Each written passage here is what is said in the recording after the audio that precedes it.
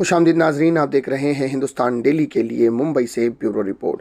नाज़रीन, गवंडी के वार्ड नंबर 143 इंदिरा नगर बाजी प्रभु देश पांडे मार्ग पर भीषण आग लग गई है। आग लगने का मुख्य कारण शॉर्ट सर्किट बताया जा रहा है। सूत्रों से मिली जानकारी के अनुसार आग जो कि रात के लगभग 3 बजे के करीब लगी थी।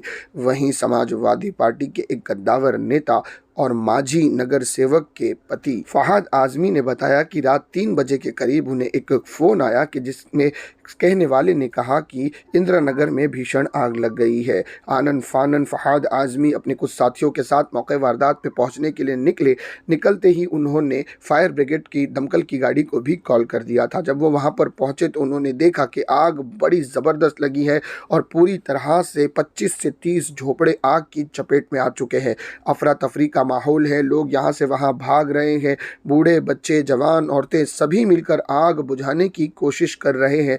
जिससे जो बन सकता था वो लोग वो करने की कोशिश कर रहे थे। फहाद आजमी ने जैसे ही वहाँ पर पहुँचा, वहाँ पर पहुँचने के बाद उन्होंने देखा कि कुछ 10 मिनट के वक्फे के अंतराल में ही 3 दमकल की गाड़ियाँ और भी मौके वारदात पर पहुँची, जिन्होंने आग बुझाने की कोशिश की थी।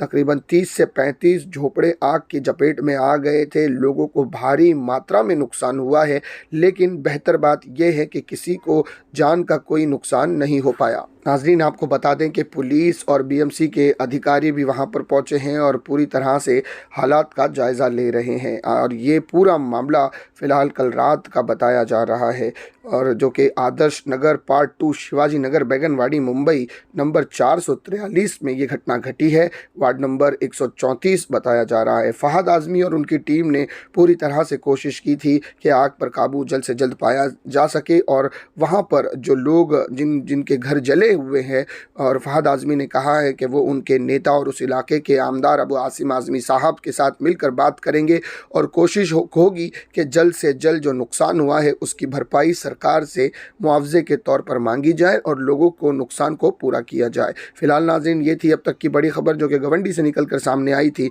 इसी तरह की खबरों के लिए हमारे चैनल को सब्सक्राइब कीजिएगा। मैं सिराज शेख, हिंदुस्तान डेली से फिर मिलूंगा किसी अगली खबर के साथ। तब तक के लिए जय हिंद।